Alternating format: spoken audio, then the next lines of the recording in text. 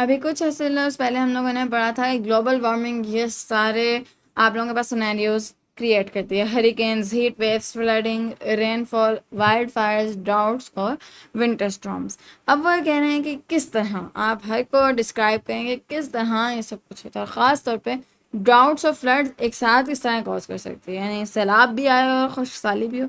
तो हम सब कुछ पढ़ते हैं एक्सट्रीम वेदर इवेंट्स किस तरह ग्लोबल वार्मिंग कंट्रीब्यूट करती है। सबसे पहले बात करें हरिकेन्स की, तो जब ग्लोबल आप लोगों का जब अर्थ वार्म अप होता है तो आप लोगों का सी या ओशंस भी वार्म अप होते हैं और उसके रिजल्ट में हरिकेन्स या साइक्लोन्स बनते हैं। इससे पिछले वाले हम लोग असल में पढ़ के आए थे कि हरिकेन्स किस तरह पानी के गर्म होने से पैदा होता है। चूँकि हरिकेन्स पानी के गर्म होने से पैदा होते हैं और ग्लोबल वार्मिंग के बायस पानी भी गर्म हो जाएगा तो फिर ये हरिकेन्स भी फॉर्म करेंगे।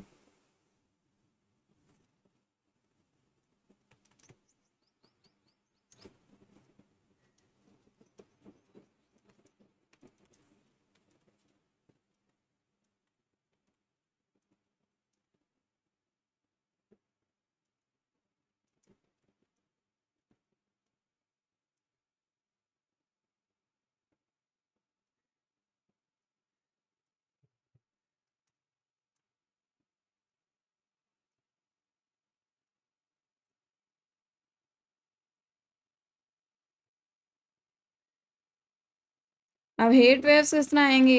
जब गर्मी होगी आप लोगों के अर्थ के अंदर तो हीट वेव्स तो आएंगी, ठीक है। उसके बाद फ्लडिंग, ये तो बहुत ज़्यादा ऑब्वियस था, ठीक है। फ्लडिंग किस तरह होती है? फ्लडिंग की तो खैर बिल्कुल अक्सर समझ नहीं आया करती। फ्लडिंग इस तरह होती है कि जब आप लोगों के ग्लेशियर्स मेल्ट करते हैं। मेल्टिंग किस तरह होती है? जब कोई चीज़, जब कोई बर्फ़ गर्म होती है तो वो मेल्ट होती है, जब कोई सॉलिड गर्म होता है तो वो मेल्ट होता है। अब इतनी ज़्यादा गर्मी है कि आप लोगों का जो ग्लेशियर्स हैं यानी बर्फ़ के पहाड़ हैं वो मेल्ट कर जाते हैं।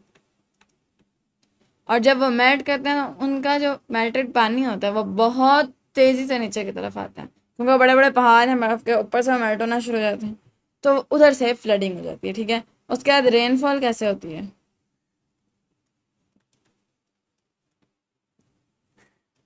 रेनफॉल कैसे होती है ये समझने के लिए हमें अपना वाटर साइकिल का कॉन्सेप्ट रिवाइंड करना होगा।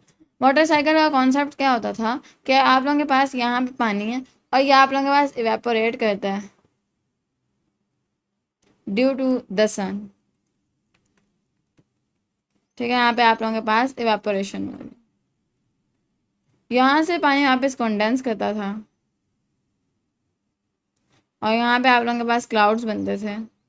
इधर से बारिश होती थी ऑन अनदर लैंड और यहाँ से ये सारा पानी वापस एड अप हो जाता था टू दिस एरिया, ठीक है। तो ये आप लोगों के पास वाटर साइकिल था। ज़्यादा गर्मी होगी, ज़्यादा ग्लोबल वार्मिंग होगी, ज़्यादा इवेपोरेशन होगी, ज़्यादा कंडेंसेशन होगी और ज़्यादा रेनफॉल होगी।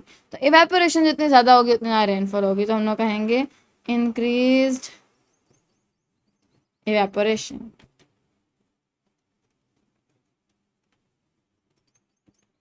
ठीक है, हम लोगों ने ये रेनफॉल वाला कॉन्सेप्ट भी पढ़ लिया। अपना पांचवा कॉन्सेप्ट पढ़े विच इज़ वाइल्ड फायर। तो जब कोई चीज़ बहुत ज़्यादा गर्म हो जाती है तो उसे आग लग जाती है। इस तरह पत्ते हैं, जिस तरह आप लोगों की लकड़ी है in your jungles, in your आप लोग कह रहे हैं वाइल्ड एरियाज, तो वहाँ पे जब बहुत तेज़ सूरज की रोशनी पड़ती है ना तो पत्ते जल जाते हैं और उनके जलने की वजह से आग बहुत ज़्यादा फैल जाती है। इसी तरह लकड़ियाँ जल जाती हैं, दरख्त जल जाते हैं। तो वाइल्ड फायर इज़ नेचुरल, लेकिन ये तब होती है जब ग्लोबल वार्मिंग ज़्यादा हो, ठीक है। तो वाइल्ड फायर किस तरह होती है?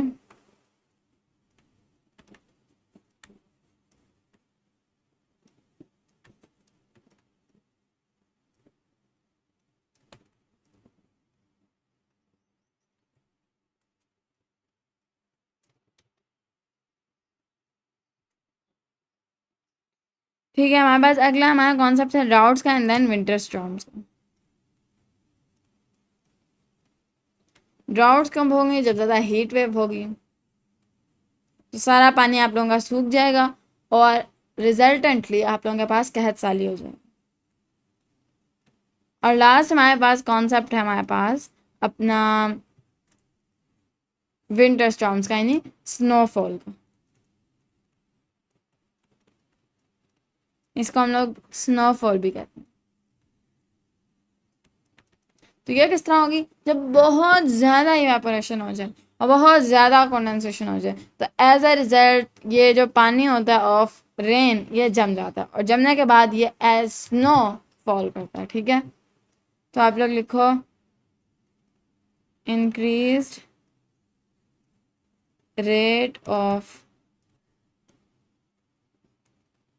evaporation even causes snow to form।